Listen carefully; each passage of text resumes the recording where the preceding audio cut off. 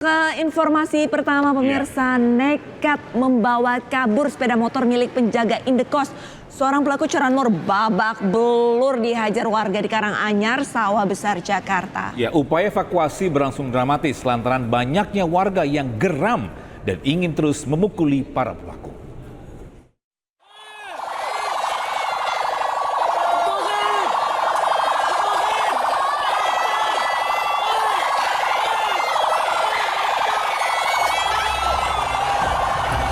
Tim Polsek Sawah Besar kesulitan untuk mengevakuasi seorang pelaku curanmor dari dalam sebuah indekos di Karanganyar, Sawah Besar, Jakarta Pusat.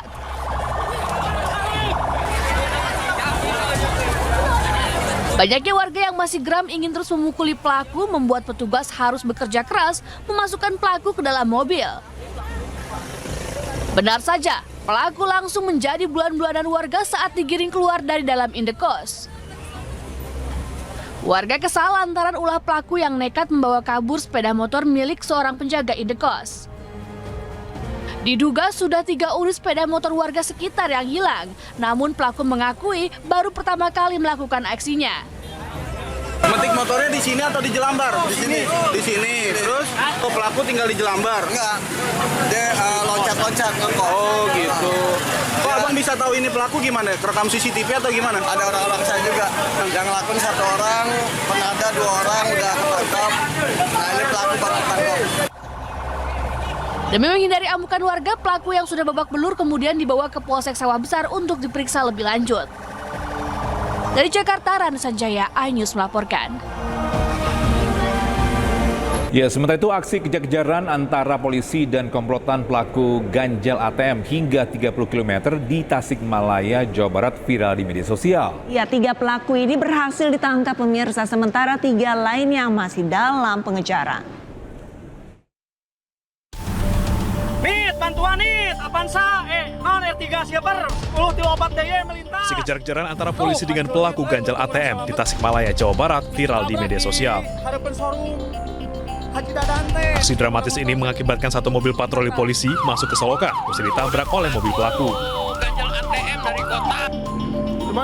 Selama kejar-kejaran ini, mobil pelaku juga sempat menabrak sejumlah kendaraan roda 4 dan roda 2 milik warga.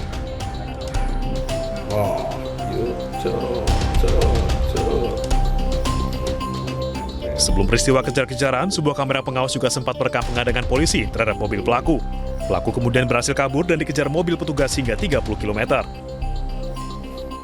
Kejadian bermula saat seorang korban yang sedang menggunakan ATM di sebuah minimarket sadar menjadi korban modus ganjal ATM. Korban pun menghubungi polisi hingga akhirnya terjadi aksi kejar-kejaran. Para pelaku berhasil ditangkap di lokasi yang berbeda. Alhamdulillah, jajaran Polres Tasikota telah mengamankan 3 pelaku dari ganjal ATM yang berhasil di wilayah Polsek Mangkubumi. Alhamdulillah dari 6 pelaku bisa kita amankan 3 pelaku dan yang 3 lagi dalam pengejaran petugas kami. 3 pelaku lain yang masih dalam pengejaran petugas diketahui menceburkan diri ke dalam sungai sekitar lokasi kejadian. Dari Tasikmalaya, Jawa Barat, Asep Juharyono, iNews melaporkan. Pemirsa, sebuah rumah di Bekasi, Jawa Barat dirampok kawanan penjahat. Ya, pelaku ini terekam CCTV berjumlah 4 orang dan beraksi hanya dalam hitungan menit menggondol perhiasan senilai 350 juta rupiah. Wow. Banyak ya.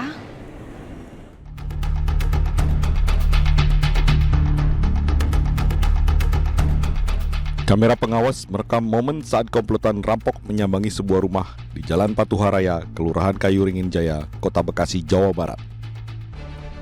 Para pelaku terekam CCTV sejak datang dan memantau situasi sekitar. 2 pelaku merusak gembok pagar dan masuk ke dalam untuk menggasak barang incaran. Usai mengacak-acak isi rumah dan menemukan perhiasan yang diselipkan di pakaian, 2 pelaku keluar dijemput 2 rekannya menggunakan 2 motor. Menurut pemilik rumah, Martini, perampokan terjadi di sela waktu saat dirinya pergi ke pasar selama 15 menit. Kira-kira pelaku berapa menit tuh di dalam rumah? 6 menit ya.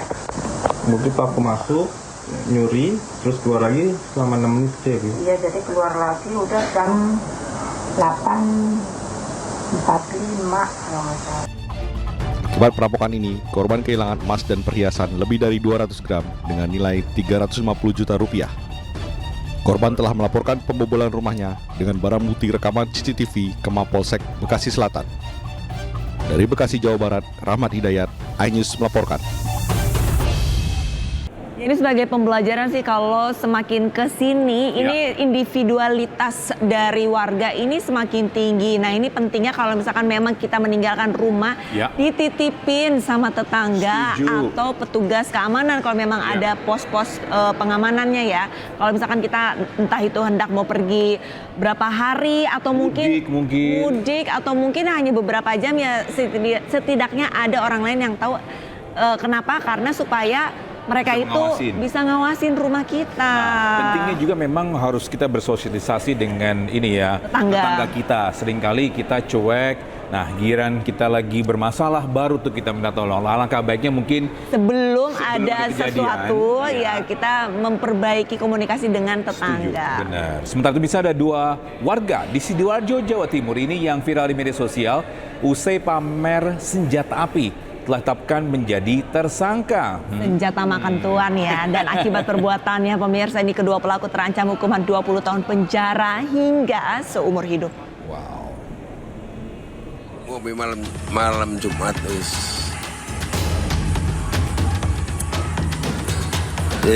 Gilap. Aksi pamer senjata api oleh 2 warga Sidoarjo, Jawa Timur ini viral di media sosial. Karena meresahkan, polisi bergerak cepat menangkap kedua pelaku W, 55 tahun, warga Pucang Anom, Sidoarjo, dan SS, 51 tahun, warga Tebel Gedangan, Sidoarjo. Kedua pelaku pun ditetapkan sebagai tersangka kasus dugaan menguasai dan menyimpan senjata api ilegal. Polisi menyita sebuah senpi rakitan, sejumlah amunisi aktif, serta sebuah senjata airsoft dan berikut pelurunya. Pelaku ini menunjukkan senpi itu ya bisa bergaya di media sosial, mungkin berharap mendapatkan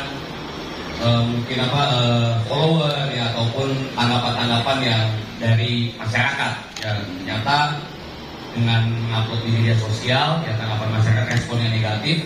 Ya, kemudian kami secara cepat ya, melakukan upaya pengungkapan kasus ini. Dalam penyidikan, 2 pelaku dijerat pasal 1 Undang-Undang Darurat RI nomor 12 tahun 1951 dengan ancaman hukuman seumur hidup atau setidaknya 20 tahun penjara. Dari Sidoarjo, Jawa Timur, Pramono Putra, iNews melaporkan. Nah, ini pelajaran untuk kita semua ya. Kalau memang mau pamer, alangkah baiknya mungkin kita pamer ini ya, sertifikat achievement, ijazah. Jadi ya enak tuh. Tapi kalau sebenarnya kita pamer senjata atau sesuatu yang akhirnya flexing harta atau itu ya hindari. Tidak baik. Benar-benar setuju kata Togi. Kalaupun mau flexing, mau pamerlah sesuatu yang memang membanggakan. Nah, itu ijazah atau mungkin menang lomba apa gitu kan. Atau mungkin bisa pamer masakan yang sudah dia racik, for example, kayak gitu ya. Biasanya kan kalau para wanita kan suka tuh nyoba-nyoba habis di foto. Siapa tahu itu menjadi resep baru, betul. Bisa buka usaha bisnis baru deh. Betul. Ini ngomong-ngomong resep pasti lapar belum sarapan nih Togi ini. Baik pemirsa, kita ke informasi lain ini di mana penjual ayam goreng di Depok, Jawa Barat ini kasihan sekali Togi, ditipu 2 orang dengan modus menukarkan uang receh. Waduh, tega banget ya bisa, dan para pelaku ini diduga mengelabui korban dengan hipnotis.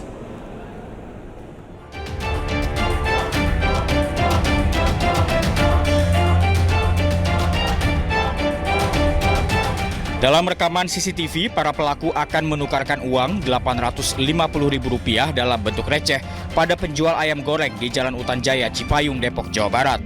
Pelaku berjumlah 2 orang, 1 tetap berada di motor dan 1 menukarkan uang. Korban menyetujui dan mengambil uang sesuai permintaan para pelaku. Korban mengaku saat mengambil uang seperti terhipnotis. Ternyata uang yang diterima jauh dari perjanjian. Jumlahnya 850, pas dihitung cuma ada 180. Oh, jadi Hitungnya belakangan. Iya, hitungnya belakangan. Nah, itu yang 850 langsung dikasih aja ke dia. Langsung dikasih aja itu. Kan dia tanya-tanya lagi. Iya.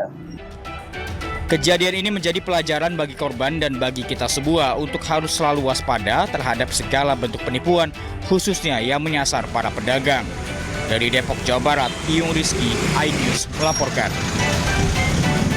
Pemirsa, nasib malang menimpa seorang nenek pedagang pisang di Bangkalan, Jawa Timur. Ya, ia tak menyangka uang hasil penjualan dagangannya ternyata palsu. Ia pun hanya bisa pasrah meratapi nasibnya.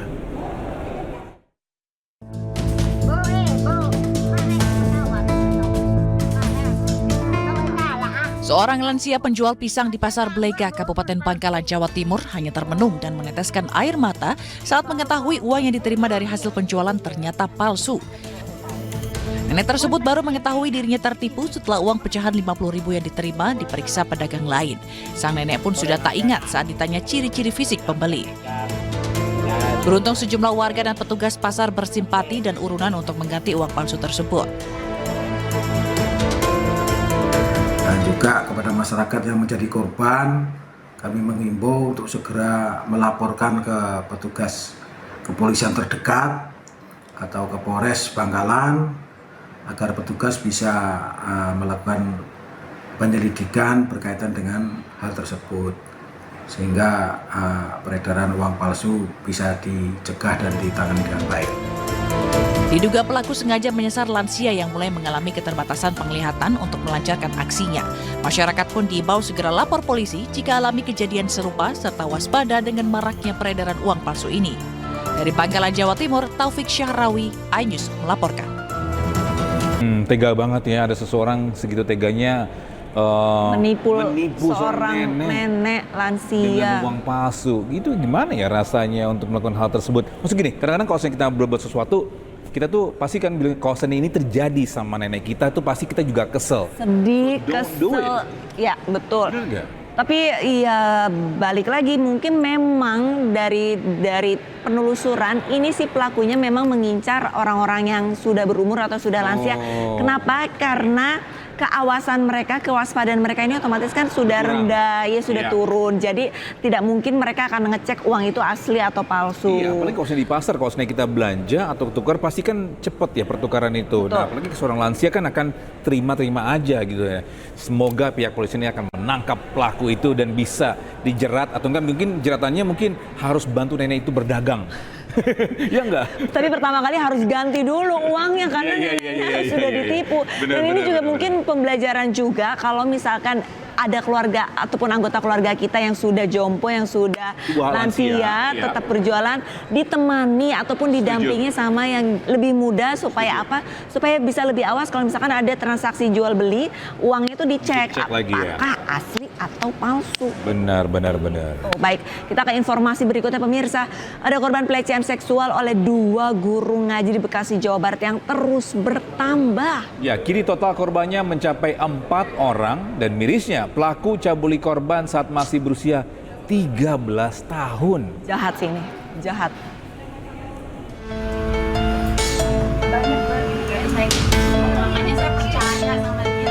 Satu demi satu korban pelecehan seksual oleh 2 guru ngaji di Bekasi, Jawa Barat buka suara. Setelah sebelumnya 3 orang mengaku jadi korban, kini bertambah 1 orang lagi. Total korban mencapai 4 orang. Mirisnya pelecehan seksual yang dilakukan oleh kedua pelaku terjadi saat korban masih berusia 13 tahun. Kini korban pun telah dinikahi oleh salah satu pelaku. Namun fakta terbaru yang hasil penyelidikan yang bersangkutan juga ternyata sudah dinikahi oleh bapaknya, ya, inisialnya S ya.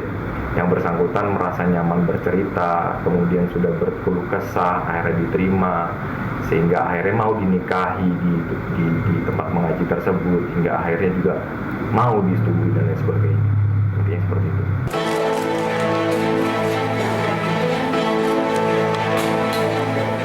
Sebelumnya guru ngaji dan pemilik ponpes di Kabupaten Bekasi, Jawa Barat ditetapkan sebagai tersangka setelah mencabuli santrinya. Korban diduga dipaksa oleh kedua pelaku. Ironisnya, aksi bejat tersangka dilakukan bersama kedua anaknya. Aksi dugaan pencabulan terungkap setelah korban melaporkan ke orang tua masing-masing. Orang tua korban yang emosi langsung menggerebek portpes milik pelaku. Kini keduanya terancam hukuman maksimal 9 tahun penjara. Tim Liputan iNews melaporkan. Pemirsa, terima kasih Anda masih bersama iNews Today di iNews Center Jakarta bersama saya Arlis Hadi dan Togi Sinaga. Pemirsa, kita ke informasi selanjutnya nih. Ada unjuk rasa puluhan sopir angkot dari berbagai jurusan yang menuntut penertiban angkot tidak berizin di gedung DPRD Kabupaten Tangerang, Banten. Dan kericuhan ini pemirsa terjadi lantaran sopir angkot yang memaksa masuk ke dalam gedung DPRD dihadang oleh petugas Satpol PP.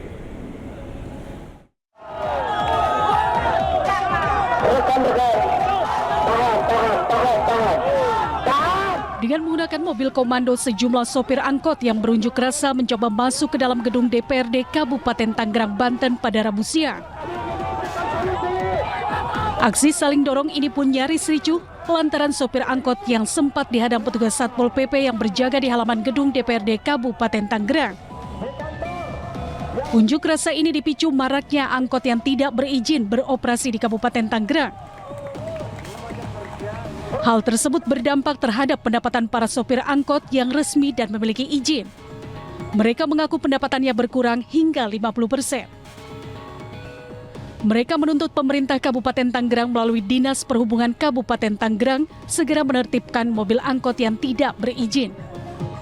Pengemudi di sini itu tidak menginginkan kalau trayek yang bodong, yang tidak berizin itu masih tetap beroperasi. Jadi menginginkan bahwa pemerintahan Kabupaten Tangerang, ya aspirasi ini kepada PJ Bupati maupun Dinas Perhubungan Kabupaten Tangerang melalui organda Kabupaten Tangerang agar supaya menindak ya para mobil-mobil yang tidak diperpanjang trayeknya atau perizinannya. Jika tuntutannya tidak diindahkan pemerintah Kabupaten Tangerang, massa akan menggelar aksi unjuk rasa yang lebih besar lagi dan mengancam mogok beroperasi jika tuntutan mereka tidak direspon pemerintah Kabupaten Tangerang. Dari Tangerang, Banten, Aimarani, iNews melaporkan. Ke informasi selanjutnya pemirsa, Badan Narkotika Nasional menggerebek rumah mewah yang dijadikan sebagai tempat produksi narkoba. Ya, 10 orang berhasil ditangkap dalam penggerebekan ini.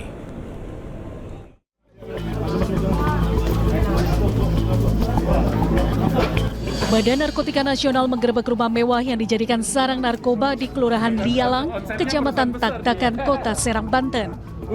Petugas mengamankan 16 karung yang berisi narkoba golongan 1 sebanyak 950.000 pil ekstasi seberat hampir 1 ton yang hendak dikirim melalui jasa ekspedisi. Selain itu, 10 orang tersangka yang berada di lokasi saat penggerebekan ditangkap petugas. Dari 10 orang pelaku, 3 diantaranya merupakan satu keluarga terdiri dari suami, istri, dan anaknya. Tim Badan Narkotika Nasional mengamankan 10 orang tersangka dengan total barang bukti berupa 971.000 butir narkotika jenis PCC yang dipanjang paracetamol, kafein, carisoprodol. Merupakan pemilik rumah mewah tersebut merupakan seorang narapidana kasus narkotika yang tengah mendekam di penjara sejak tahun 2023 lalu. Polisi terus mengembangkan kasus ini, sementara para pelaku dijerat dengan Undang-Undang Narkotika dengan ancaman maksimal hukuman mati. Dari Serang, Banten, Mahesa Apriyadi, iNews melaporkan. Pemirsa, kasus penganiayaan balita oleh pemilik daycare sekaligus influencer Meita Irianti ini memasuki babak baru. Meita Irianti ini akan segera menjalani persidangan usai pelimpahan berkas perkara yang sudah diterima oleh Kejaksaan Negeri Kota Depok.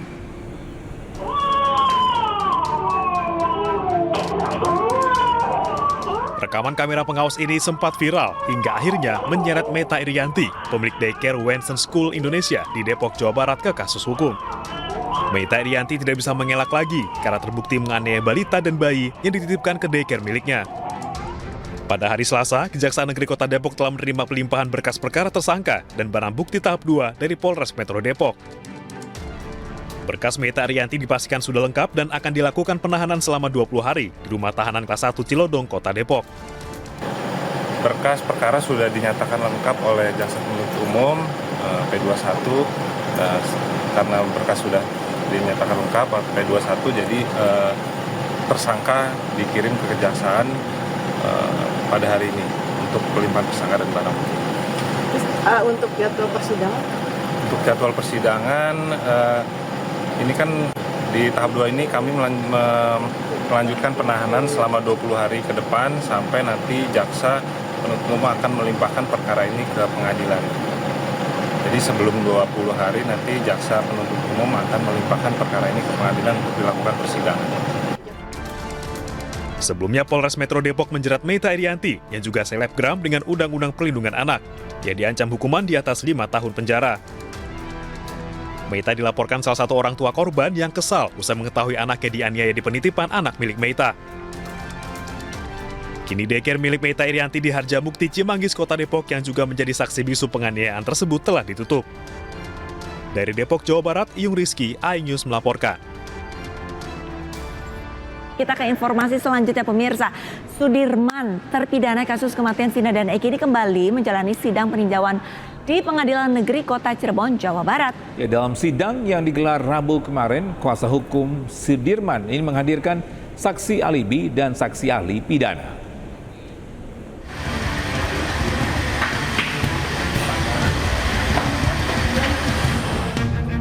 Menumpangi minibus lapas, terpidana kasus kematian Vina dan Eki, Sudirman tiba di Pengadilan Negeri Kota Cirebon, Jawa Barat pagi tadi.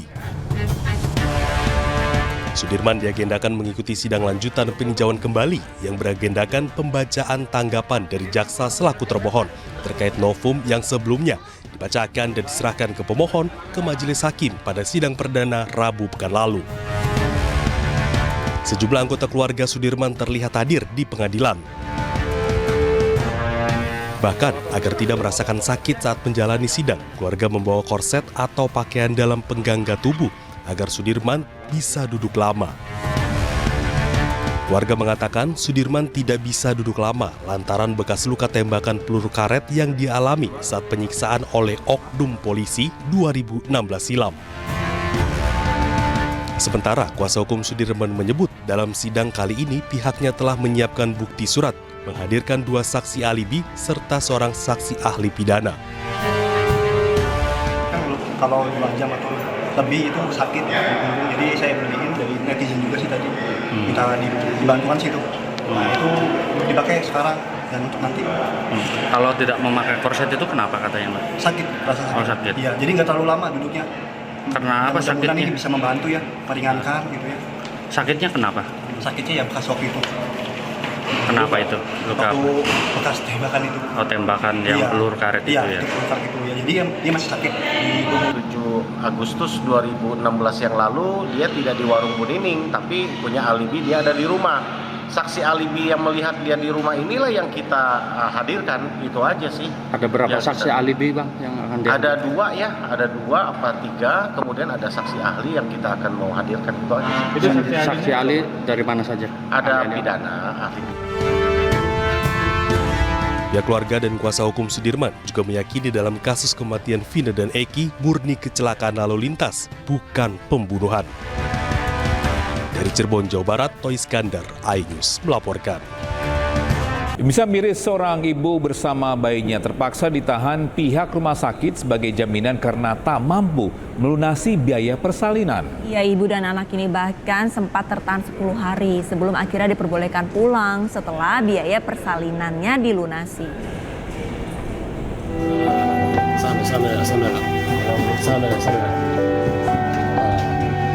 Tangis haru di Suar Effendi dan istrinya Nur Habibah tak terbendung lantaran mereka tidak bisa membawa bayi yang baru dilahirkan sang istri pulang ke rumah akibat menunggak biaya persalinan. Sejak 10 hari pasca melahirkan, ibu beserta bayinya tersebut tak bisa keluar dari Rumah Sakit Permata Madinah, Mandailing, Natal, Sumatera Utara, lantaran belum melunasi seluruh biaya persalinan yang mencapai belasan juta rupiah. Berbagai upaya telah dilakukan termaksud permohonan keringanan biaya, namun diketahui kartu BPJS sang ibu juga sudah tak berlaku lantaran menunggak iuran selama 2 tahun. Tertunggak, Pak. Tertunggak ya, artinya nggak punya biaya lah kita nih? Kami nggak punya biaya. Oke, berapa lah tertunggak di rumah sakit ini sehingga ditahan gini? Kisar belasan juta, Pak. Melalui curhatan sang suami, peristiwa ini pun sempat viral dan membuat sejumlah orang terketuk untuk membantu. Dapat infonya seperti apa? Dapat info dari masyarakat, ada yang perlu sangat bantuan, terus ya kami langsung turun tangan ya Bang? Turun tangan, mudah-mudahan bisa bermanfaat sama rakyat. Kini pasangan suami istri Diswar dan Nur Habibah dapat tersenyum kembali setelah seluruh biaya persalinan ditanggung sang dermawan dan mereka bisa secepatnya pulang ke rumah. Dari Mandailing, Natal, Sumatera Utara, Ahmad Hussein Lubis, iNews melaporkan. Pemirsa, terima kasih Anda masih bersama iNews Today bersama saya Arli Sahadi dan Togi Sinaga di iNews Center Jakarta. Pemirsa, jenazah almarhumah Marissa Grace Haq, aktris senior politikus yang juga merupakan istri aktor Ikang Fauzi telah dimakamkan. Ya, almarhumah dimakamkan di tempat pemakaman umum Tanah Kusir, Jakarta Selatan.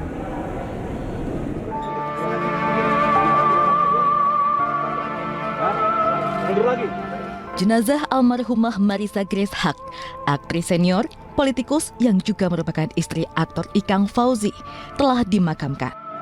Almarhumah dimakamkan di tempat pemakaman umum Tanah Kusir, Jakarta Selatan. Segenap keluarga, sahabat, serta kerabat turut mengantarkan jenazah almarhumah ke tempat peristirahatan terakhirnya. Allahu Akbar,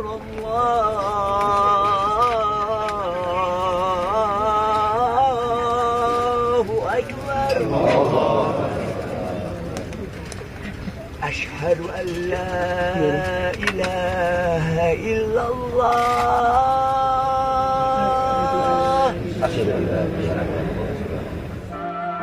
Suami almarhumah yakni Ikang Fauzi turun ke liang lahat untuk mengazankan jenazah almarhumah, sementara dua putri almarhumah yang juga datang mengantar jenazah almarhumah terlihat bersedih sambil memeluk foto almarhumah. Usai proses pemakaman, Ikang Fauzi menyampaikan ucapan terima kasihnya kepada seluruh pelayat yang ikut menyaksikan proses pemakaman jenazah almarhumah. Begitu besar cintanya.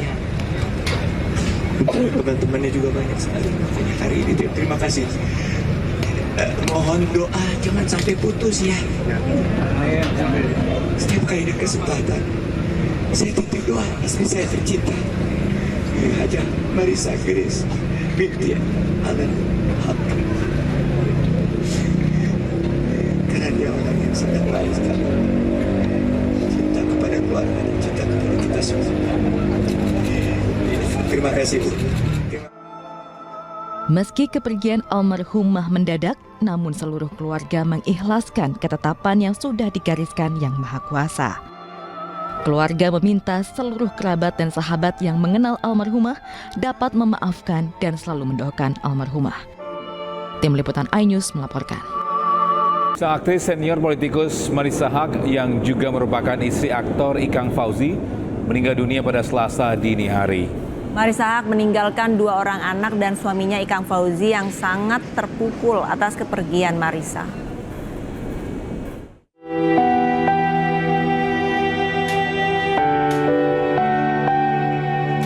Marissa Haq Fauzi, dengan nama asli Marissa Grace, meninggal dunia di usia 61 tahun di kediamannya di Bintaro, Tangerang Selatan, Banten. Marissa meninggal dunia tanpa ada sakit dan berpulang meninggalkan keluarga saat sedang tidur. Sejumlah artis senior dan politisi turut melayat dan mendoakan langsung di kediaman istri dari Ikang Fauzi tersebut. Salah satunya aktris senior Widiawati yang merasa sangat kehilangan dan mengingat momen kebersamaan bersama Marissa. Pagi tadi mendapat kabar itu buat saya benar nggak sih gitu loh, karena kita tahu dia sehat, orangnya disiplin ya, berarti kalau orang disiplin pastinya rajin untuk check up gitu. Speechless lah, kehilangan sekali kita semua. Terakhir bertemu atau berkomunikasi? Oh udah lama sekali, Justru saya terakhir ketemu dengan Ikang dan Bella anaknya minggu lalu. Jadi ada acara, kita ketemu, saya tanya Ica mana? Ica lagi di luar kota, lagi kerja, jadi nggak bisa ikut. Marisa Haque meninggalkan 2 orang anak dan suaminya Ikang Fauzi yang sangat terpukul atas kepergian Marisa. Dari Tangerang Selatan, Banten, Jen Cahyani, Muhammad Zulkarnain, iNews melaporkan. Ya, Marisa Haque dimakamkan kemarin sore di Tanah Kusir. Kami segenap kru iNews TV ingin mengucapkan turut berduka cita, berbela sungkawa. Semoga keluarga yang ditinggalkan ini diberikan ketabahan. Ya, baik, bisa kita ke informasi selanjutnya. Bisa anggota MPR RI fraksi Partai Gerindra Ahmad Buzaini ini menjadi Ketua MPR RI periode 2024-2029. Keputusan itu diambil dalam rapat pimpinan gabungan sementara MPR RI pada Rabu malam. Ketua fraksi PDI Perjuangan Ahmad Basara menjelaskan rapat gabungan tersebut telah menyepakati Ahmad Muzani sebagai Ketua MPR RI secara mufakat. Nantinya Ahmad Muzani akan didampingi 8 para wakil ketua MPR yang telah ditetapkan oleh masing-masing fraksi partai politik di MPR. Namun demikian pemirsa, pimpinan gabungan sementara MPR RI masih menunggu calon wakil ketua MPR dari unsur kelompok Dewan Perwakilan Daerah atau DPD RI. Calon wakil ketua MPR adalah dari unsur kelompok DPD RI yang mereka masih rapat pada malam hari ini untuk menentukannya. Dengan demikian, rapat paripurna MPR tanggal 3 Oktober 2024 pukul 10 pagi besok tinggal menetapkan susunan pimpinan MPR yang baru yang dipimpin oleh Haji Ahmad Muzani didampingi 8 wakil ketua MPR RI dari fraksi-fraksi partai politik dan kelompok DPD yang akan ditetapkan besok. Jadi dengan demikian, besok pukul 10 pagi kita harapkan teman-teman media dapat datang dan meliput untuk menyebarkan kepada seluruh rakyat Indonesia. Besok akan terbentuk pimpinan MPR yang baru. Ya pemirsa, berikut profil Ketua DPR RI dan Ketua MPR terpilih periode 2024-2029 Puan Maharani dan Ahmad Muzani.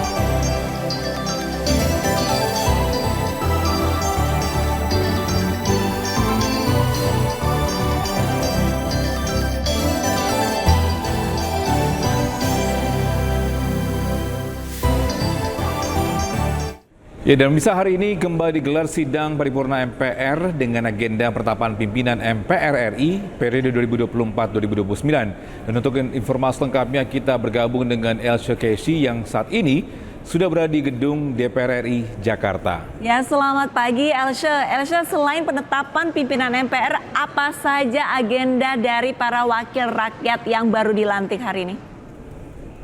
Ya, Togi dan juga Arlista, setelah anggota DPR resmi ditetapkan pada hari Selasa kemarin, hari ini rapat awal masa jabatan MPR DPR kembali digelar dengan agenda yaitu penetapan dan juga pelantikan pimpinan MPR untuk masa jabatan 2024 hingga 2029 mendatang. Adapun hari ini sidang diagendakan untuk dimulai pada pukul 10, tepatnya di tempat saya berada yaitu di ruang rapat paripurna 1 di Nusantara 3 gedung kompleks DPR Jakarta. Dan menurut pantauan kami sejauh ini sejumlah anggota sudah mulai berdatangan dan kami juga melihat sejumlah politisi seperti tadi baru saja berlangsung wawancara dengan Agus Harimurti Yudhoyono dan juga ketua fraksi MPR dari Partai Gerindra yaitu dari Habibur Rahman, dan sejumlah politisi lainnya juga sudah berdatangan. Dan rencananya dari informasi informasi yang kami dengar memang rapat akan dimulai tepat waktu. Beberapa menit lagi nanti akan kita saksikan seperti apa penetapan dan juga proses pelantikan dari Ketua MPR serta Wakil MPR. Menurut informasi yang kami dapatkan pada kemarin, tepatnya pada hari Rabu pukul 19, sudah disepakati Ketua MPR terpilih yakni Ahmad Muzani dari Partai Gerindra. Beliau juga merupakan Sekretaris Jenderal dari Partai Gerindra dan nantinya akan dilantik dan juga ditetapkan pada hari ini. Selain Ahmad Muzani, 8 orang wakil lainnya hari ini akan dilantik. Adapun 8 wakil ini masing-masing berasal dari 7 fraksi yang berada di MPR serta 1 orang wakil ketua dari DPD RI. Yang menarik Togi dan juga Arlista, hari ini wakil ketua dari kelompok DPD yaitu Archandra Muhammad Akbar Supratman ini merupakan wakil ketua yang termuda dalam sejarah MPR DPR RI. Ini merupakan salah satu hal yang menarik karena nama beliau ini baru muncul kemarin. Sempat terjadi perdebatan, tapi kemudian berdasarkan hasil voting, nama Archandra ini unggul dengan perolehan suara 96. Selain Archandra, beberapa nama lain yang sudah beredar di antara kami, awak media, nama-nama tersebut adalah Bambang Wuryanto dari Partai PDI Perjuangan. Selain itu, Rusdi Kirana dari PKB, kemudian Kahar Muzakir dari Golkar, Edi Suparno dari PAN, selanjutnya Hidayat Nur Wahid dari PKS, dan juga Lestari Murdijat dari Nasdem. Adapun nama wakil ketua dari Partai Demokrat masih menunggu, kami masih belum mendapatkan informasi lebih lanjut. Dan nama-nama ini nantinya akan ditetapkan dan juga dilantik bersama dengan Ahmad Muzaka dari Partai Gerindra. Dan tentu kami akan memantau seperti apa berlangsungnya penetapan dan juga pelantikannya akan terjadi beberapa menit mendatang dan akan melaporkan kembali kepada Anda, Togi dan juga Arlista. Baik, terima kasih banyak informasinya. Casey, kami masih akan terus memantau perkembangan agenda dari gedung DPR MPR RI. Selamat kembali bertugas. Terima kasih masih bersama kami di iNews Today. Pemirsa, 2 calon gubernur Jawa Tengah Andika Perkasa dan Ahmad Lutfi terus berkomunikasi dengan sejumlah kelompok masyarakat di masa kampanye Pilkada serentak 2024 ya. Ini keduanya turun langsung ke lapangan mendengarkan aspirasi warga.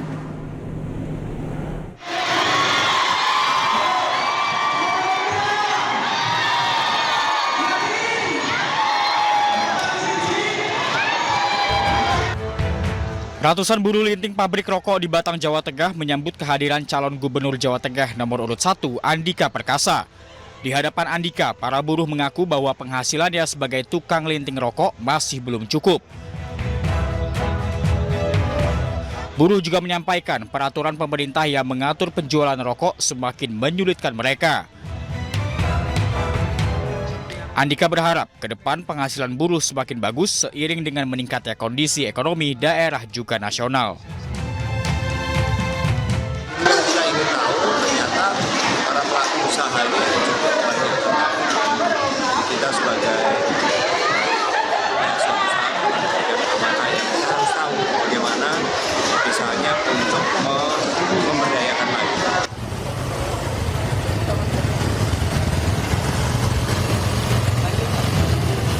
Sementara calon gubernur Jawa Tengah nomor urut 2 Ahmad Lutfi melakukan safari politik ke Kampung Singkong, Desa Ledok, Kecamatan Argomulyo, Kota Salatiga, Jawa Tengah. Ex-Kapolda Jawa Tengah itu melihat langsung produksi olahan singkong menjadi berbagai jenis makanan seperti getuk, gemblong, aneka mie, es krim, serta singkong keju. Lutfi menilai keberadaan pabrik singkong telah membuka lapangan pekerjaan bagi masyarakat sekitar. Lutfi juga mengaku siap membantu meningkatkan produksi olahan singkong agar bisa menembus pasar internasional. Dan ini nanti akan menjadi barometer tidak hanya singkong, mungkin di tempat kita adalah pertanian, bahan-bahan lain yang bisa dibuat seperti singkong akan menjadi hal yang mendunia. Ini pelajaran yang kita temui di wilayah kita sesuai dengan program kita, yaitu ngopeni UMKM wilayah kita.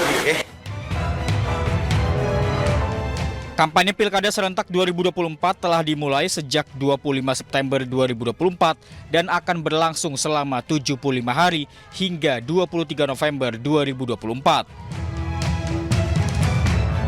Dari Batang dan Salatiga, Jawa Tengah, Suryono Soekarno dan Lurisa Lulu, iNews melaporkan. Pemirsa, sementara itu calon gubernur Jakarta nomor urut 1 Ridwan Kamil ini mengunjungi pondok pesantren Darul Islah di kawasan Kalibata, Jakarta Selatan untuk meminta doa kelancaran Pilkada Jakarta 2024. Kehadiran Ridwan Kamil di pondok pesantren Darul Islah disambut hangat oleh pimpinan pondok pesantren Darul Islah, Kiai Amir Hamzah.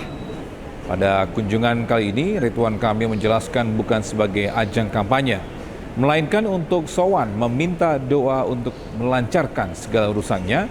Kemudian ia juga bertujuan untuk memperkenalkan dirinya secara lebih lanjut kepada pendiri pondok pesantren Kiai Haji Amir Hamzah. Ini saya sowan meminta doa agar diberi kelancaran dalam urusan-urusan, kemudian ta'aruf, memperkenalkan diri dulu, bagaimana, keluarga siapa, pernah mengerjakan apa, semata-mata mohon doa. Kenapa? Karena tegaknya sebuah negara kan 4 urusan, selalu dengan ilmu ulama, agar adil pemimpin, dermawan orang-orang kaya, dan diijabah doa-doa. Alhamdulillah tadi sudah didoakan. Ya, sementara itu calon gubernur nomor urut 3 Pramono Anung berziarah ke makam Kiai Haji Zainuddin MZ. Pramono Anung menyebut punya kedekatan sejarah dengan almarhum Kiai Haji Zainuddin MZ saat bersama-sama mendirikan Baitul Muslimin.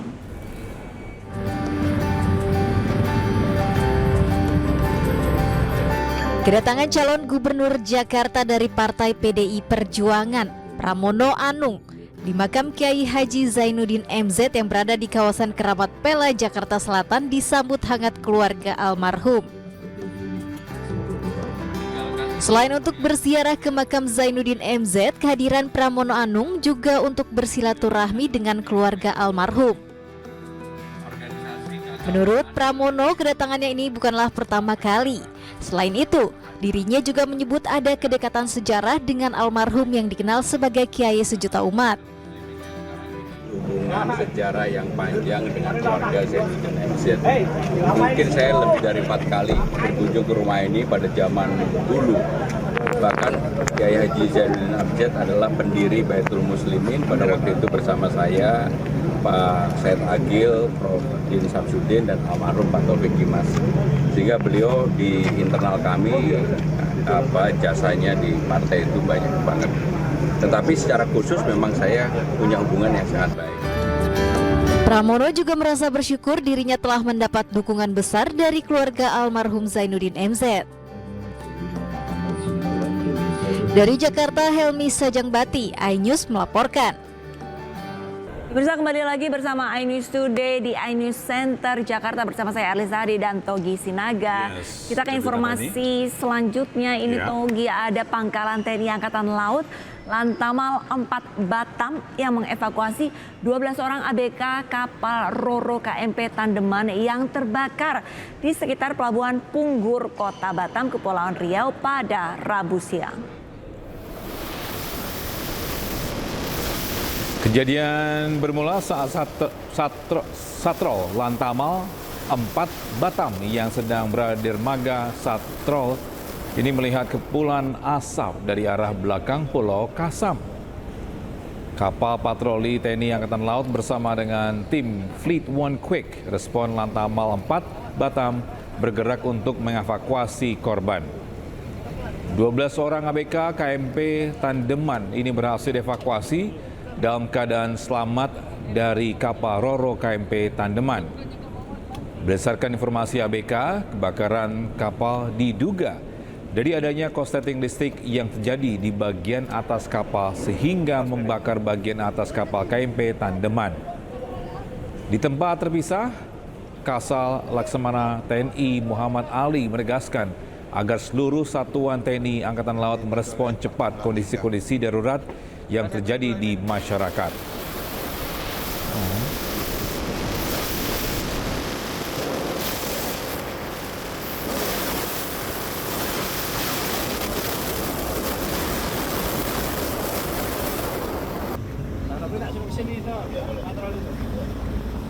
Pemirsa, jelang HUT ke-79 Tentara Nasional Indonesia, pasukan gabungan dari TNI Angkatan Udara, Laut, dan Darat ini menggelar gladi bersih di Silang Monas, Jakarta Pusat. Ya. Benar sekali, Togi dan pemirsa. Kalau misalkan tadi beberapa pada saat kita membawakan informasi, ini ada suara bising. Nah itu salah satu pesawat latihan yang Angkatan Udara yang tengah ini melakukan aerobatik di atas gedung MNC.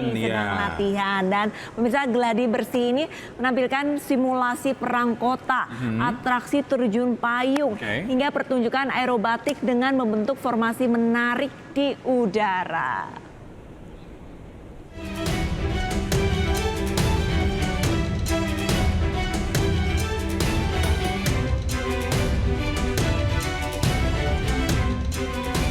Simulasi perang kota mewarnai gladi bersih jelang peringatan hari ulang tahun ke-79 TNI yang digelar di Monas, Jakarta Pusat, Rabu siang.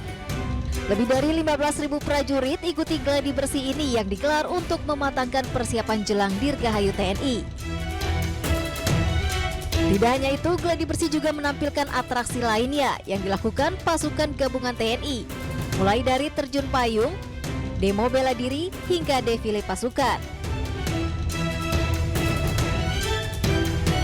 Para pilot TNI Angkatan Udara yang tergabung dalam Jupiter Aerobatic Team yang terdiri dari 6 pesawat bermanuver di udara membentuk formasi yang menarik.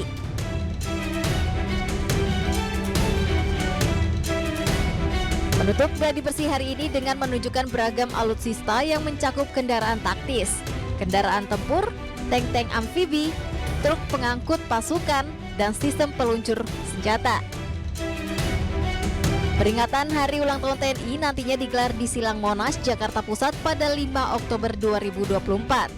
Rencananya acara HUT TNI akan dipimpin oleh Presiden Joko Widodo dan akan bisa disaksikan langsung oleh masyarakat. Dari Jakarta, Nisa Sahib, Ahmad Putra, iNews melaporkan.